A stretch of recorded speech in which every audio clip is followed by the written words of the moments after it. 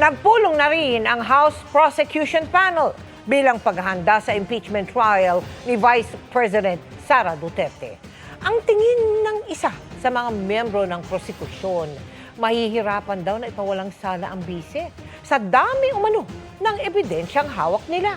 Kabilang dyan ang mga kaduda-dudang pangalan na tumanggap ng confidential funds mula sa Office of the Vice President at Department of Education.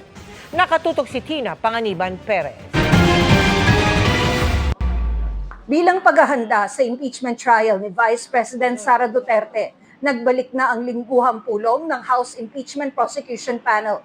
We discussed the letter of the Senate President sent to the House of Representatives that we will present the articles of impeachment on June 2 before the Senate. They expect us to read the articles of impeachment. In fact, the Senate, I believe it was the Senate who sent the Congress a video of how it is done in the states. So while hindi naman namin syempre eksaktong magagaya yun, there's a reading of the articles of impeachment. Pag-uusapan pa ng House Impeachment Prosecution Panel kung paano ilalahad ang articles of impeachment sa Senado. Kung iisang impeachment prosecutor lang ba ang magbabasa ng lahat ng 7 articles o kung may itatalaga sa kada article. Hindi pa kasama sa pulong kanina sina ML Party List Representative-elect Laila De Lima at Akbayan Party List Representative-elect Chel Jokno na parehong tinanggap ang alok ni House Speaker Martin Romualdez na maging bahagi ng prosecution panel. Sa Hulyo pa kasi sa pagsisimula ng 20th Congress sila mauupo bilang mambabatas at kailangan pa silang formal na maitalaga bilang prosecutors. Ang kada impeachment prosecutor, sabi ni Zamora, ay may hinahawakang 3 articles of impeachment. May mga tumutulong ding pribadong law firms na ayon kay Zamora ay bumibilang ng 5 hanggang 10. We've had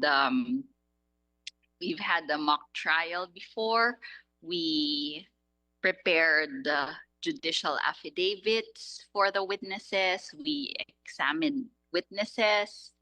So ngayon siguro medyo iba. We're not interviewing witnesses now, at least in the article that I'm handling, but we're reviewing all of the documentary evidence that we already have on hand.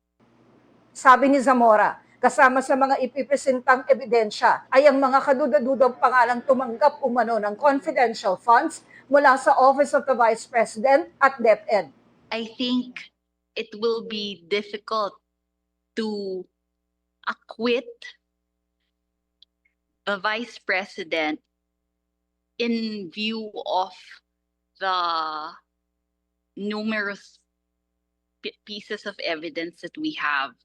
Kumbaga, yung senators for us, sila yung haharap sa public kapag nag-acquit sila sa dami ng ebidensya na nakalap na namin.